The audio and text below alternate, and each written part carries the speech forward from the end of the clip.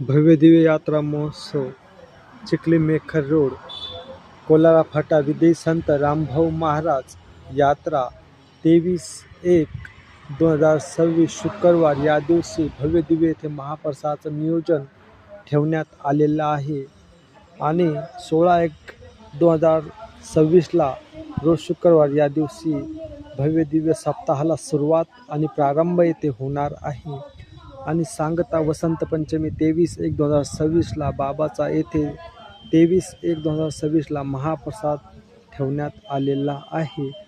इथला परिसर आपल्यासमोर मी रामेश्वर सोळंके घेऊन येत आहे.